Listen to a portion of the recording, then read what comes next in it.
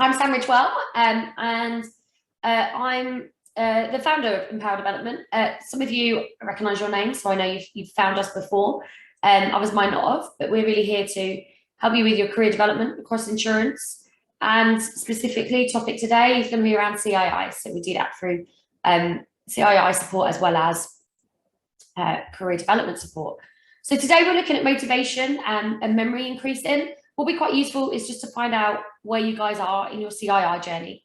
So if you could let me know in the chat box what you are currently enrolled in, or if you haven't yet enrolled and you're just thinking about what to enroll in, let me know that too. But if I can just get a feel as to whether you are looking at coursework, exams, combination, first exam, a few down the line, and then we'll get a bit of a feel. So what we've got in here.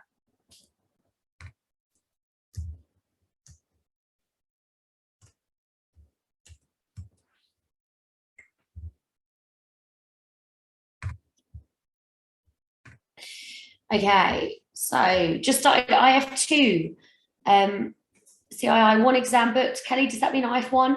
Currently my second module, M92 of DIP, cool, IF1, past MA5, excellent. And coursework for M92, so just that exam to go, very good. A few different stages in the journey. Lauren, Jacob, Zoe, let us know. George, oh, sorry, Zoe, you have. Jacob and Georgia, if you want to let us know where you are. Oh, saw you there, Jacob. Sorry. You are further up my chat. And Georgia, halfway through DIP. Need to complete MO5 exam and then the last DIP module. And I have 2 booked as well, 29th of April. Excellent. And then I have 3 after that. Okay, I'm just going to pick up on one comment there. Just Georgie, just your one. Because you've got one last DIP module, you do have a choice. I always just emphasize this because not everyone, it's not very clear always for this, but you can actually do an advanced diploma module and the points can drop down.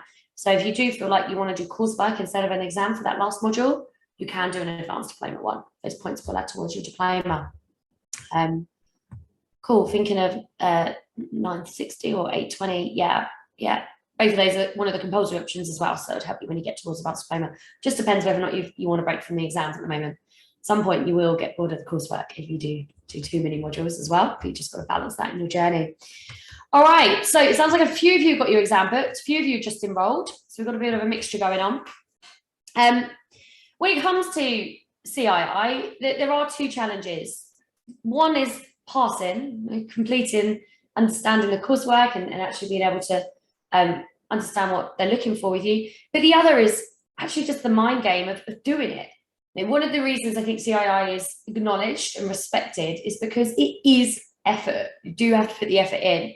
And when you come out the other side of that, it shows that you've been willing to do that. And that's a really good way of demonstrating your intention around your career and your kind of efforts for advancing in your career as well. So that hard work is part of the reward, but unfortunately that hard work is there. So this session really is all about some pointers for you to move through that journey, as it can get a little bit, you can get stuck in it as well. So I'm just going to come in and share my slides.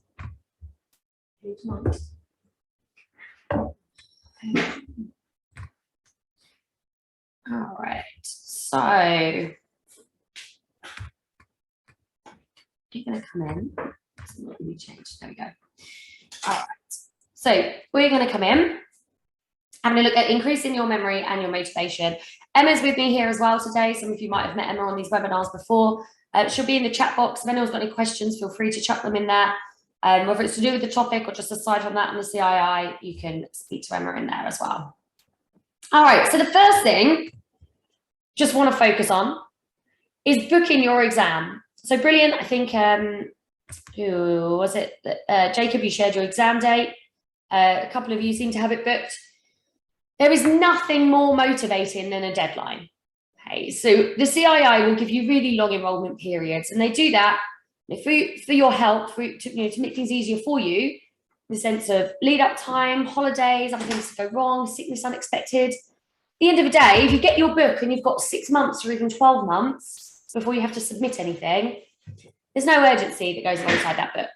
So when you're planning your week, when you're looking at your work diary, your weekend, all of the other things that are in your life that you need to look at prioritizing, then without a deadline, this stuff is kind of important, but not urgent. We can put it off.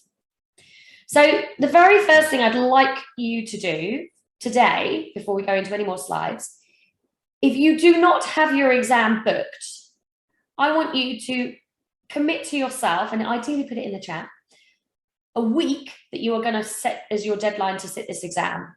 And then straight after the session, try and go in and book that exam straight away. Get that exam booked in. So come up with something that's realistic. I'm not asking you to book this for 2 weeks' time, okay? But if you can book something in, usually I suggest around, if your certificate, sort of 6 to 8 weeks. If your diploma, maybe one sort of 8 to 12 weeks, if you haven't done the coursework yet. Get that booked in, and then you've got something to work towards. So if you write it down, you're more likely to commit. So let me know in the chat box, when are you going to promise yourself that you're going to book this exam? 20th of June. This is going on YouTube, this video as well, so you'll be held accountable. End of June.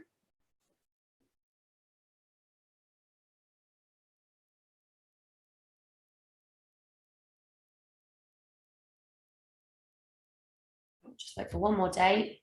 First week of August. Excellent. Okay.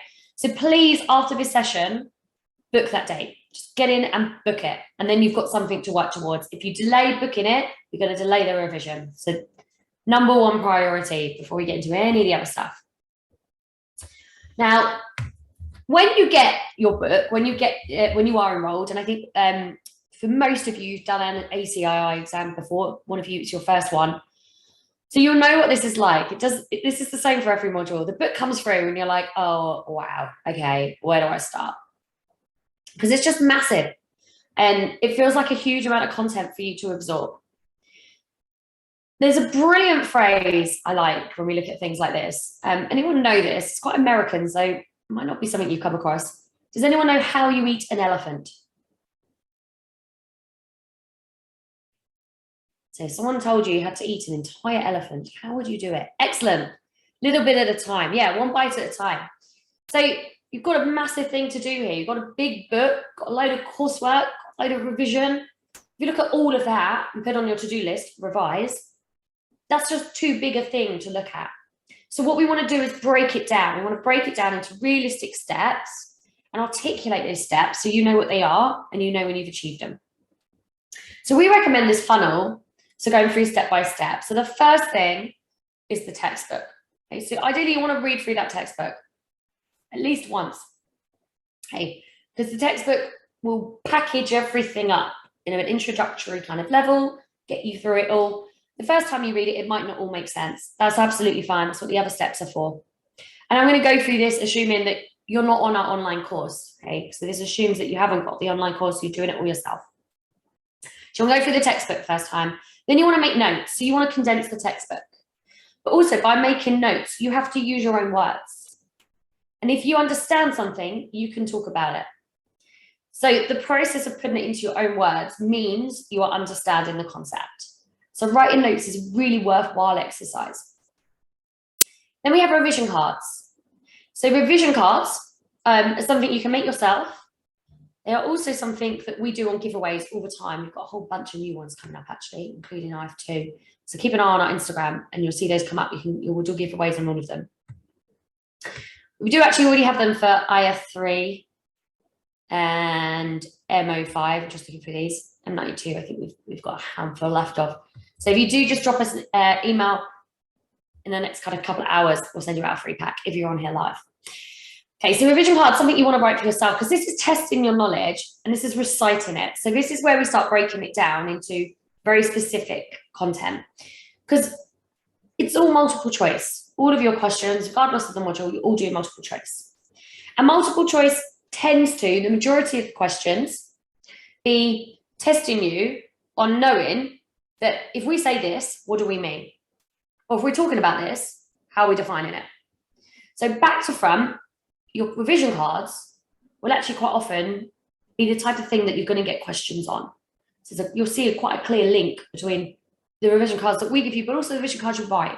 So if you're writing down a definition of something, okay, so you put down the word, just put proximate cause on one side of the card, and then we're explaining what proximate cause is on the other side of the card, probably going to find you might end up with a question. It says, what is proximate cause? Okay. So how do we know it is? And we'll say something like, the first thing, the dominant cause, the second cause, okay, and you'll have loads of different options, and then you'll know if you're writing it out in the book that it's going to be the dominant one. Okay. Then we have questions, practice questions. This is when you are actually testing out your knowledge to see where you already are. So testing out your knowledge can come from revision mate. So you get questions in revision mate. The questions you get in your textbook, the check your knowledge sections throughout the book, they are worth doing. And then, of course, you can get extra questions from us, other resources as well. We then recommend checklists. So you want to do a checklist to sort of tick off that you're knowing everything. So your checklist would come from your learning objectives. So you want to go for your learning objectives for each learning outcome. Now, your learning outcomes will align to your book, but not necessarily chapter to chapter. So Emma's got a video for this one actually on her social media. She can send you a link to it, and in order how to do this. But you might find that you have 5 marks coming from learning objective 1 and 10 marks coming from learning objective 2. And learning objective 1 is chapter 1, but learning objective 2 is chapter 2 and 3 together. Okay, so we want to know what are the learning objectives for each section, and then ticking off that you've got them. And then we go back to testing the knowledge. But at this point, we're aiming to try and get to 100%. So we're trying to get to the point where we're doing the questions and we already know the answers. We're doing the revision cards and we know them all. What I tend to do when I was doing my revision, I'd have a stack of revision cards. And if I got them right, I'd put them in a pile and just ignore those. And if I got them wrong, I'd just keep hold of them. So I'd be going back through this revision pack, these whole cards, maybe start with like 100 cards. By the time I'm on the ones that I can't do, maybe I'm on like 15, and I'm retesting those until I get to sort of 3, maybe that I'm just forcing in. And this forcing in, this is luggage stuffing. So you see this stage right at the bottom. There will always be some content you really struggle to remember. That's completely normal. What that content is will be different for all of us because our brains all work slightly differently. But there'll be some things that you find really hard to grasp.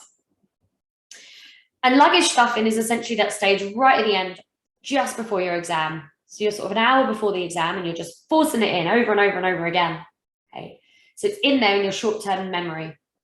You know you're probably not going to remember it for very long. So then when you get in your exam, you've got your paper and your invigilator has tested everything, checked your room to make sure you've not written down anything beforehand. As your exam starts, you can write some of this stuff down so that it's there for you later on. Okay, so that's the process. If we're looking at this one step at a time that we want to be looking at. Now, I mentioned the books. We all know the books are long. So here's some tips on essentially how to increase your reading pace as you go through the books. Jim Quick is the expert on this. He does some brilliant YouTube videos. It's also a brilliant book around it. But I'll summarize some of the key points for you. So when we learn to read, if you think back to school, we learn by reading out loud. So you are reading the book out to your teacher, to your parent, to show them that you know the words. Now, actually, that's quite slow. Okay, so reading out loud is slow in comparison to how quickly you think. So if you read through a book, you might find yourself falling into the trap. I did this for years until I read this. Of reading out loud in your head. So you go through it in a pace that you might if you're reading out loud. So you are speaking the words in your head. Actually, we don't need to do that. What we're looking to do is sort of chunk through the words, pick up the theme of what's going on, but do it in a way that we're digesting the information rather than narrating the book to ourselves. So what we want to do is read by sight. In order to do this, because obviously it's a habit you've had since you were at school, if you read like me, put the tongue at the top of your mouth, because you will instinctively want to move your mouth around as you're doing those words. And also put some music on in the background, because that will distract your mind as it's trying to speak to you. You don't want to regress. You're probably all familiar with this. You've read through an entire page, you get to the end and you think, I have no idea what I just read. and you have to read all that again. That's what happens essentially when we're starting to get bored, when we lose focus. Our mind goes somewhere else, and we carry on acting as though we're reading, even though we're not thinking about it. Sorry. So this happens when we get bored. So what we need to do is break it up, and that can be through breaks. I like to do this with a highlighter, so I sort of catch myself to highlight certain words. Oh, that mentioned a case, that was a definition, I'm going to highlight that. And that means that I'm alert for what I need to be doing, so I'm taking the action of what I'm reading. So we're looking out for those key points to do that. You can use a pointer. Again, we get taught not to do this at school, but actually this speeds you up. So if you do read with your finger, okay, that will actually make you go faster. We're taking that information in. It's worth reading the introductions. So when you do go through the book for the first time, in the CII book, there is lots of, should we call it padding around the edges? Okay. And sometimes you'll be reading it and thinking, I don't want to read this many pages of this chapter. I just want to skip to the bit where it's actually the stuff that's going to be the questions. And that's absolutely fine to do once you've grasped the content. But what you probably find, sometimes there's some stuff put in that padding that introduces the topic, that means it makes sense for you a lot more as you go through. So by that, what I mean is the first time you're reading the book, don't skip that bit, because otherwise you might end up regressing because you've not grasped something it's talking about later on.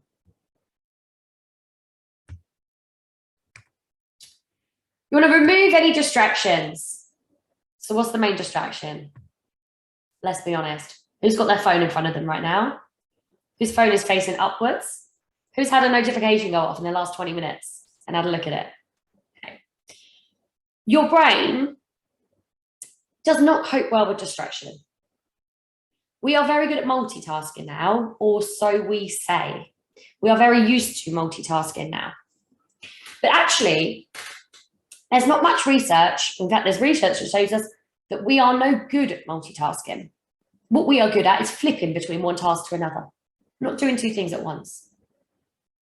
So if you are trying to revise whilst trying to do something else at the same time, then really you're probably doing two things badly rather than one thing well. So again, the regression is going to hit in, but we're going backwards. So make sure you're allowing yourselves sensible amounts of time where you can purely focus on this. Put your phone away, put it in another room.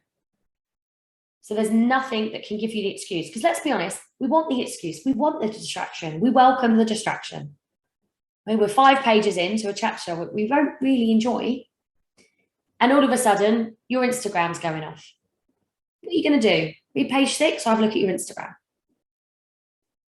Now, some days you might read page 6, some days you might read your Instagram. But it's better if we don't even give ourselves the option, because we all know Instagram might be more enjoyable than page 6. But often what gives us short-term enjoyment doesn't pay off so well in the long term.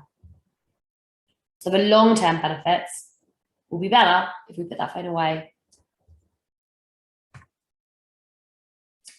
Then in order to get through it quicker, we look at chunking words.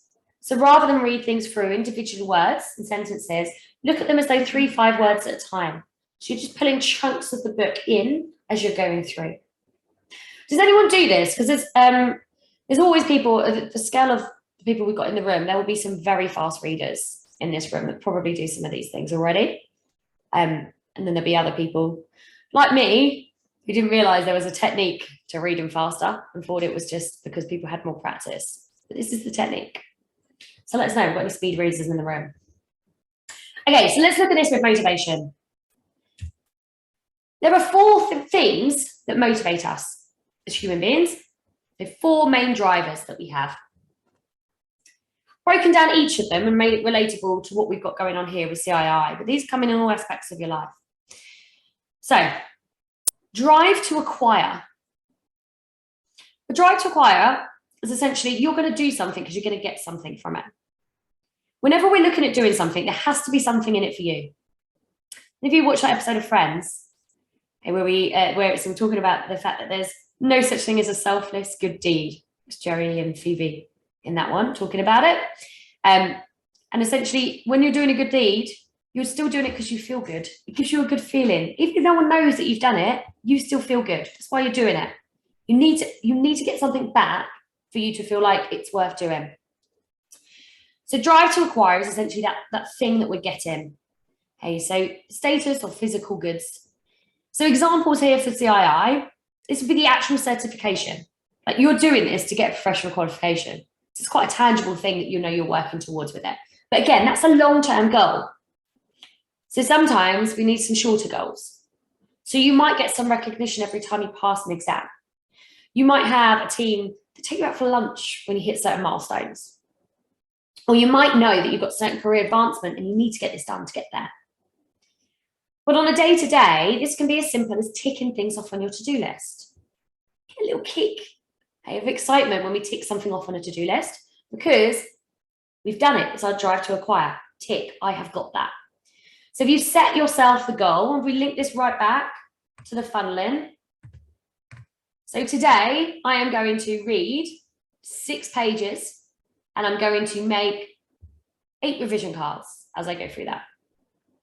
And then once we've done that, tick, done those 2 things. And you get a bit of satisfaction from it. We have a drive to bond. This is something that was really quite interesting to look at when we were right in COVID and completely in our remote working world. We need connections from each other. And you're going to feel more motivated if you are doing this connected to other people. So let's see, actually, let me know in the chat where you all work, because I reckon some of you will work in the same places. It tends to be the way that we do these sessions. People tell their colleagues about it and then they come along. So let us know, where do you work? Okay, what company? Sorry, rather than location. Got Lloyd and White, Hiscox, N-Star, Lloyd and White, CFC. Cool, got a nice mix. Lloyd and White, there we go. Right, Lloyd and White, case in point. One of you's probably seen this webinar. I'll mention to a couple of other people. I know it's actually on the intranet site there. But other people go, oh yeah, let's do that. Let's go along. And then you end up with people with you. You're more inclined to do it. We're more inclined to do things when there's a group of us. So we've designed something to help you with this. This is our Facebook group. Emma will put the link in the chat. We've designed a Facebook group which anyone can join. And you can share with us your milestones. Tell us when you got your exam book. Tell us when you passed the exam. Tell us when you cannot be bothered to do anything, but you want someone to say, no, go on, get on and do it. Hey, ask people questions about tips that they had or different modules that they did, but feel like you're doing this with people. Because if you are doing this on your own, it is harder to motivate yourself. Those people that get to go for a cohort, it's a real advantage because you've got colleagues essentially cheering you on, and also that kind of bit of healthy competition where you're trying to keep up with one another. So I would recommend heading over to that. Emma also does a weekly live on there. So whatever your topic, you can send her questions and ideally send them in advance or come on live and then she'll address your questions in there as well. So if you've got just individual things that you're asking, not quite sure what something means in the book, she'll cover those for you. Literally do that every week and anyone can come along. The drive to learn, that's why we're doing this, right? For some of you, this will be the main driver. Some of you, the drive to acquire might be higher than the drive to learn for your CII. Others might be the other way around. So essentially, if you've been told to do the CII, it's probably drive to acquire. If you've been doing it because you're really enjoying it, it's probably the drive to learn. Okay, so it's quite key to know what your main ones are here. But this is us being curious. If somebody put a red button in front of you, you're going to want to touch it. If you take a toddler into a new building, they're going to want to go and see the toilets. Because we are curious people. We like to discover things. It's instinctive for us. So if you feel like you're learning from your CII, you will enjoy it more. Now, I've done this. I know what it's like. There are certain parts of your CII where you think, why do I need to know this? This doesn't relate to my job. Okay. That's just the reality of it. The whole of CII, the concept of it is to give you knowledge about a broad range of things so that there is essentially a benchmark and an expectation of different knowledge of people across different roles in the industry, but all done the same qualification. So for some people, parts of it will be less relevant than others. Now, that's not the thing to focus on, okay? You want to focus on what you're getting from it, what you are learning. So if you do find a bit in the book and you're like, okay, this is interesting, but I don't see how this is relevant, use it as an opportunity to learn. Go and find someone in the business. People love talking about their jobs. So if you're reading a bit about reinsurance and you don't really know what kind of reinsurance your organization buys, see if there's someone who's in your outwards reinsurance department. Say, hey, just doing a little bit around this on the CI. I'd love to find out a little bit about what we're doing. If you've got 15 minutes for a quick coffee, quick conversation, probably find people say yes. But then that'll take you from the point of, I don't see how this is relevant for me, to I totally get how this fits in my business now. It gets you to buy in with it and build your network as you go. That's especially important when you're on advanced diploma. Advanced diploma, it's a lot more about, well, here's what the textbook says, apply it to your business. So the more people you speak to in the business, the better you're going to do in that coursework. So it's really good to start building out those connections early on. And then we have the drive to defend, essentially doing things because we're worried if we don't, something bad will happen. Okay, so this isn't the one we're aiming for, but this is a driver. This is the, well, if I don't do the work, I'm going to fail. If I don't do this exam, and all my colleagues do, I'm going to fall behind. So sometimes this will spur you on, but really we want to focus on the positive things because that makes it feel like more of a joy than a chore. Okay. But when you're not feeling the joy, remind yourselves of these ones. The why are you doing it? What is in it for me? If you are kind of really bit stuck in your revision and you're in this session because you're thinking, I've had this book now for 4 weeks, I've not even opened it, I don't know what to do. I'd recommend that you write down a couple of things that you're going to benefit from in each of these sections that are relevant for you. What are you going to acquire? What is in this for you? What are you going to gain? What are you going to do to build connections, to bond with people as you're doing this? What are you going to learn? What are you going to make sure doesn't happen? What is the thing you're avoiding? Okay, so I spoke about reading and how we need to have some breaks. So there's a brilliant technique here. It's proven for ultimate focus of your mind. So how long you can focus on one thing at a time. So what we're looking to do is we're deciding on a task. So let's say task today is going to be to read 3 chapters or get 3 assignment questions done. We pick the task. Picking the task is often part of the challenge. So if you do this before, the day before, it's even better. Now, here's my real life example of why I know this is important. If I have 20 minutes between meetings, what I tend to do is open up my emails. And then I'll look at an email and go, I haven't got time to reply to that one. Look at the next one. No, I've got time to reply to that one. Next, oh, I've got the information to reply to that one. Before I know it, I've spent 10 minutes looking at emails and not replying to any of them. Okay. So the way I work around that is by selecting 2 or 3 emails at any given point. If I have 20 minutes, I don't have to decide what to do. I know what I'm doing. I go straight in and just do those ones. Same thing here with your revision. You put an hour and a half in your diary that you're going to revise. If you then sit there and think, right, I'm going to revise. What am I going to do? Should I do some notes? Oh, I did notes yesterday. I don't want to do notes. Maybe I'll do a revision. Oh, I haven't got my revision cards. We might procrastinate for long enough that we come up with a really good excuse not to do the revision. So decide the task right at the beginning, ideally before. So the day before, when you're deciding I've got the time to do this, I've got the time and I'm going to read those chapters. Then we set a timer, 25 minutes. 25 minutes, no distractions, phone away, nothing available that can give you an excuse. Focus. Go through it for 25 minutes, then take a break, 5 minutes. Go have a look at your phone, look at the Instagram, get a glass of water, step away from your desk, come back into it, 25 minutes. Okay. That is the amount of time that we can focus without our minds really looking for a distraction. If you look at TED Talks, any of you watch TED Talks? Okay. TED Talks will never be more than 20 minutes because they know that people can't focus on one thing. If you're watching a 1 hour video, I mean, even if you're watching this, right, you'd have probably by this point eaten your sandwich, checked your phone a few times, flick between a couple of emails and come back to me, okay? It's going to be a bit of that because we can't focus on one thing for a really long period of time. So set yourself that realistic goal, 25 minutes, take a break, and then we want to repeat this. Ideally 5 times, no more than that. After that, you're done. You're exhausted with that topic. You need to do something else. But when we're looking at revision, I recommend even smaller. Okay, so really you want to be looking at an hour, hour and a half at the most in a day. Okay, so memory techniques. It's one of my favorite quotes around this.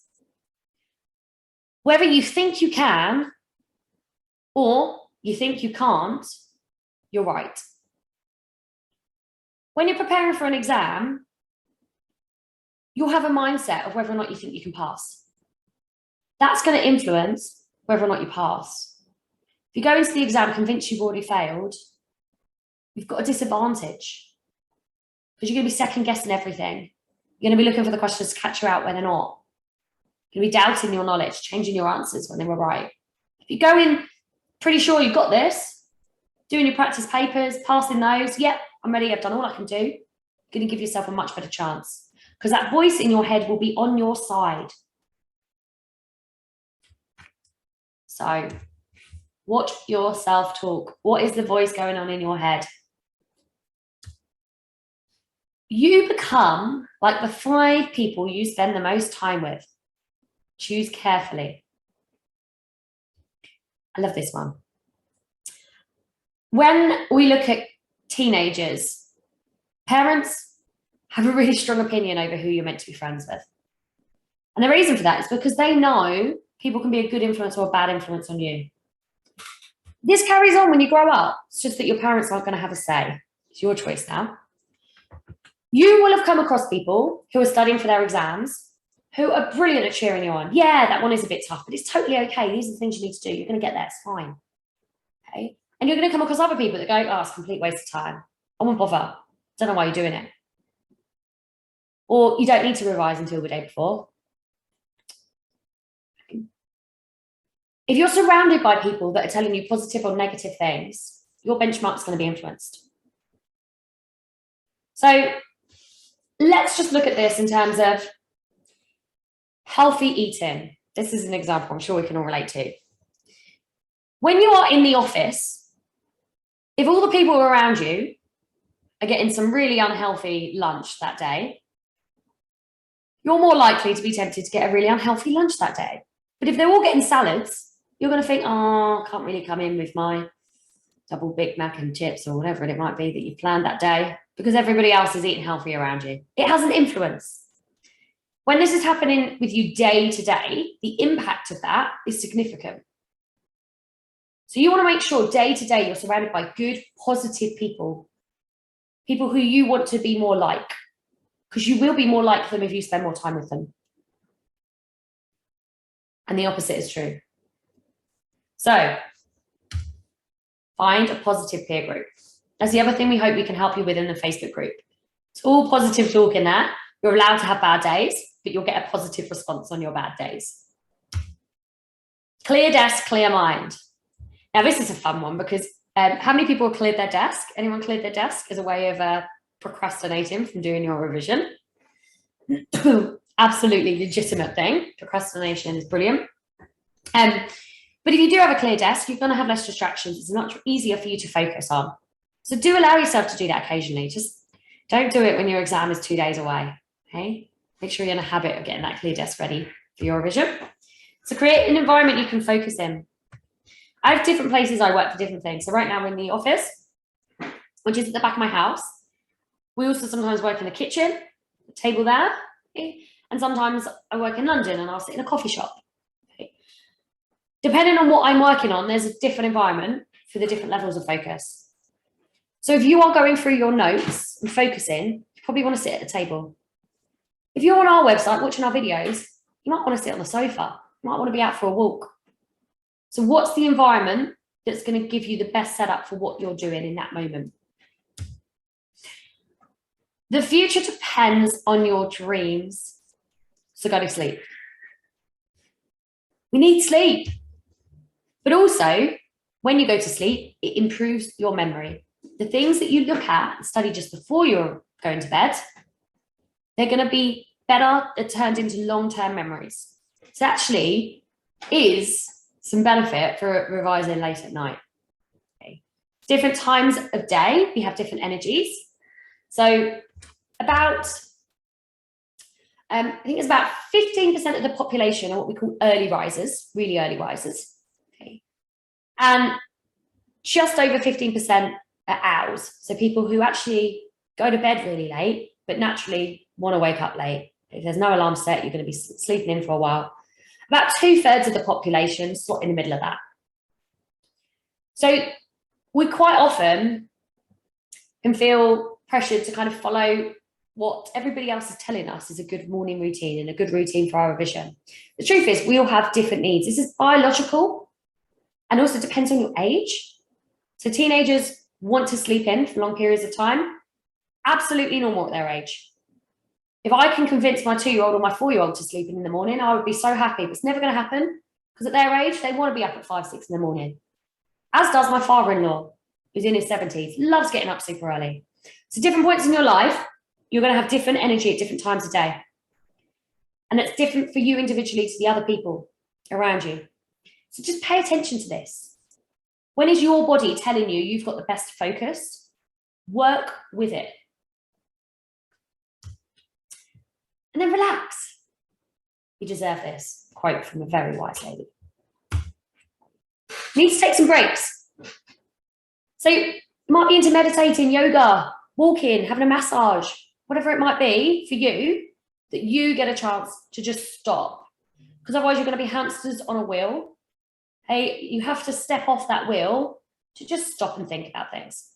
So make sure you're planning a little bit of time in for you, whatever that might be. Okay, so I want to share a memory technique with you now that allows us to remember multiple things. And the concept is you're planning out how you're going to walk into a room and see lots of different things around the room. So I want you to imagine you're coming into my kitchen. And I'll tell you how my kitchen works. There's a door to the room. I'm going to go through the door. There's a telly on the wall. There's a sink. There's a table. It's laid for dinner. And there's a sofa. Our kitchen is a family room. We have everything in the room. So let's walk around this room. As we walk around the room, I want you to visualize it. And I want you to visualize the thing I'm telling you about in that room.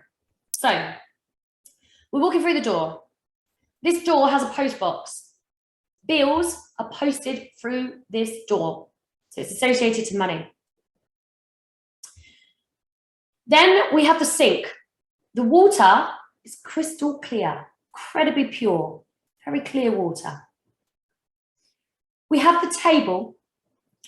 Now, I'm going to lie here. I'm very, very organized at my table. It's set up meticulously, absolutely perfect. Everything has a place. All of it's color coordinated. I'm very particular about my table. And then my sofa, okay, has somebody laying on it because they've broken their foot. Pick a person you know, someone you know. Pick Emma, if you like. Emma's laying on my sofa with a broken foot. And then on the telly, question time is on. The population, the general public are there. So why these things? If we're trying to remember the list, okay, the list categories of risk. So different types of risks, things that are insurable, lists that we're going to remember in multiple of your exams, okay? So these things, as we go around the room, are linked to these. The door, financial, risks have to be financial. What is in the door? What was going on in the door? The bills, yeah, bills, financial. Pure risks. What was going on with the sink?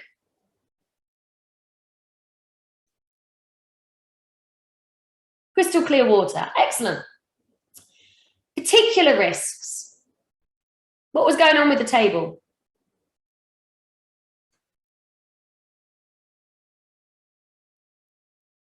Yeah, excellent, organized, paid. Fortuitous lists, so your accidents. What was going on the sofa?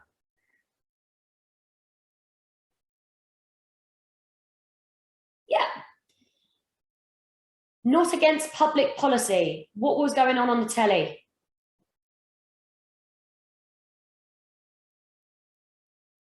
Question time. Excellent. Very good. So see what we're doing there? There's two techniques that have actually gone on here. The first is walking around the room. This is brilliant when you've got to remember lists, and you can do this for a really long list. Okay, so just picked one here that you'll all be quite familiar with your revision, but you can use this for multiple things. So imagine any room of your choice.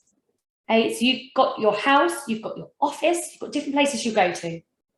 So if you're studying law, let's say, and you're doing, we're doing negligence. Okay, we're going to walk in the room, and we've got a few things for negligence that we're going to want to think about. Reach your duty, Donahue Stevenson, actually having the duty. So all of the things that we're planning, we look at the room and we're going to place things around the room, whether it be the case, whether it be a name. And the other thing there is I linked it up. I found a thing that was relevant to the word. Now, don't get me wrong, I stretched, right? You probably wouldn't look at a sink and go, oh, pure. But because I could link it up, you do associate it with pure. Okay? So this stuff does not need to be completely logical, as long as you remember it, as long as it works for you. So visualize the rooms, put the things around the rooms, link it up. Linking is fantastic, especially when you get to MO5, the law module. All the case studies, every time there's a name, think of somebody you know that has a similar name. Donahue Stevenson. Do you know someone called Donna? If you don't, do you watch Suits? We're going to pitch Donna in Donahue Stevenson. We're going to picture Donna going in to that cafe, that snail. Okay? So if you can visualize it and link it up with something you know, it's going to be easier for you to recall. Now, when we look at how we remember, we do all have different preferences. So there are 3 key ones I want to pick out for you here, but I want you to just take time to think, start recognizing what works for you. Visual. If you're a visual learner, you want to see things. You want color. You want to use multiple different colors when you're writing up your notes. You want to use different color highlighters when you're coloring in your book.